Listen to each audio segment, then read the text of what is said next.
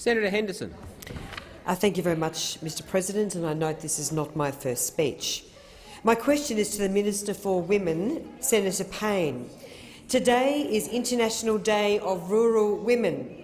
Can the minister outline the government's initiatives to recognise the contribution of rural women to Australia and to empower their aspirations?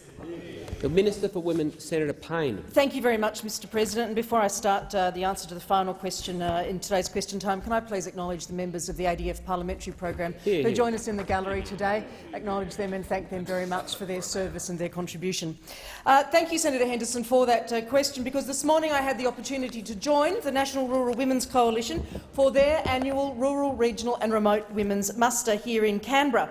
A very opportune time to acknowledge the crucial role of rural women in Australian communities on this International Day of Rural Women. In the 2019 muster, there are 12 indomitable women. They cover literally the length and breadth of this country, I think, from Richmond in Tasmania and Mantung in South Australia, from Geraldton and Margaret River in WA, from Yulara in the Northern Territory, and even from Norfolk Island. They bring diversity to their engagement with us in Canberra, and they are bringing forward the views and the voices of rural women.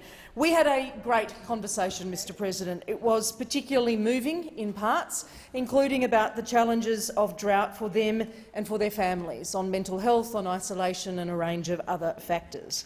I want to also especially acknowledge today, Mr President, the representatives of rural women's organisations who have been joining me at women's stakeholder roundtables in New South Wales, in Queensland and Tasmania in recent months, because they bring a distinct perspective to women's safety, economic empowerment and leadership issues. We are very committed to supporting rural and women and girls in succeeding. Our Women's Economic Security Statement, which is backed by $151 million in funding over the 4 years, includes a number of measures that support rural, regional and remote women and girls.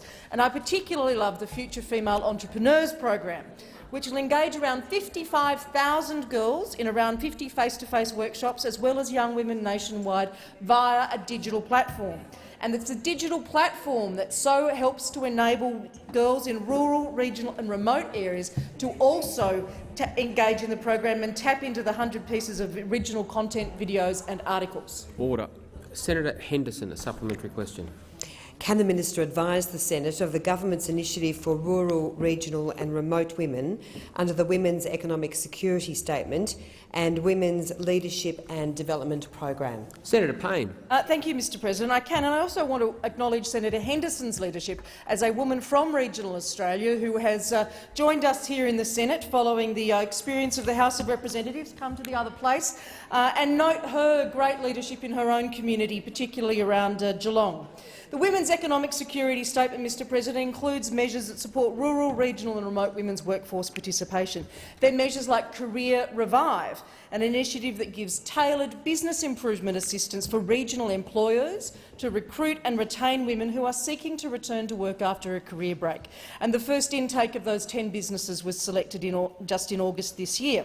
Through the Women's Leadership and Development Program, we are funding small-scale and one-off grants to specifically support regional, rural and remote women. There are two great examples I want to mention today. The Kalgoorlie-Boulder Women's Leadership Forum, an annual one-day Women's Leadership Forum in Kalgoorlie where high-profile speakers discuss women's leadership, and most recently our commitment to Catholic care Wilcannia Forbes. Senator Henderson, a final supplementary question.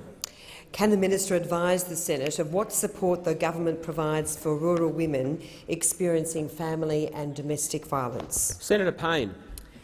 Thank you very much, Mr President. And this is one of the most challenging areas for government, but most importantly for the families and communities that experience violence in relation to women and their children particularly. We are proud to have made the single largest Commonwealth investment of $340 million to support the fourth action plan of the National Plan to Reduce Violence Against Women and Their Children 2010-2022. And the plan has a deliberate focus on responding to diverse perspectives, including rural women, through National Priority 3 in particular: respect, listen and respond to the diverse lived experience and knowledge of women and their children affected by violence. Through the fourth action plan, we've also invested $64 million in 1800 Respect, and it's nationally available to women across Australia through telephone counselling and online support, and that includes projects to improve accessibility for people from vulnerable and diverse cohorts, including, of course, coverage of rural, regional and remote locations. There is more to do, Mr President, but these are important steps.